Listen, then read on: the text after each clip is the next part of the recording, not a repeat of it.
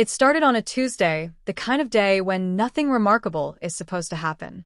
The sun was out, kids were riding their bikes along the sidewalks, and Claire Thompson was preparing lasagna in the kitchen of her suburban Virginia home. Her husband, Daniel Thompson, was scheduled to return from a business trip that evening. They had been married for 11 years, high school sweethearts who had built their life together from scratch. To most people, they were the image of a perfect couple. Claire believed in loyalty. She believed in working through problems, not running from them. And most of all, she believed in Daniel.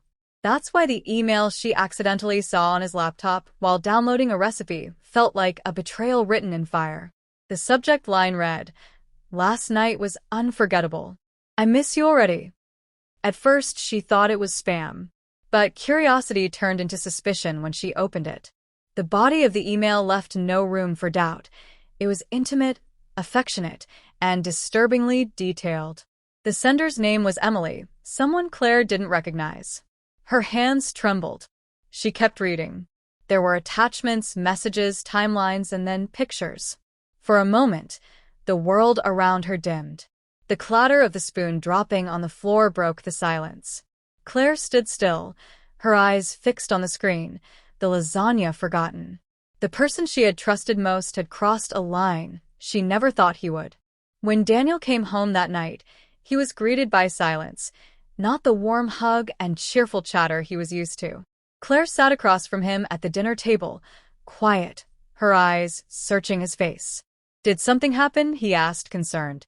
She looked at him for a long moment. "Daniel, who is Emily?" The change in his expression was instant. Panic flickered, just for a moment, before he masked it with confusion. "Emily? I don't know who you're talking about." Claire pulled out her phone and slid it across the table. "Then maybe you can explain this." Daniel's face went pale. His shoulders slumped. And in that moment, without a word, the wall between them began to rise. The following days were a whirlwind of arguments, tears, and restless nights. Daniel confessed that the affair had started a few months ago. It was with a colleague from his Chicago office, someone he met during his frequent trips. "It didn't mean anything," he kept saying. "It was a mistake." But to Claire, it meant everything. It wasn't just about physical betrayal, it was emotional treason. Her trust, her faith in their marriage, had been shattered. She wanted to forgive, she really did. But forgiveness felt like letting go of a part of herself, a part that had been wronged so deeply it couldn't heal overnight. They tried couples counseling. They attended 5 sessions. Each one brought more bitterness to the surface. Claire wanted honesty. Daniel wanted to forget it ever happened. The counselor said something that stuck with Claire. Cheating isn't just about sex. It's about broken communication, unmet needs, and emotional disconnect. Claire thought back to their last few years. Daniel had grown distant, often glued to his phone, always too tired to talk. She had brushed it off as stress. She had tried harder, cooked his favorite meals, left little notes in his suitcase when he traveled. And all that time, he had been living a double life. The marriage began to rot from the inside out. Their once warm home turned cold.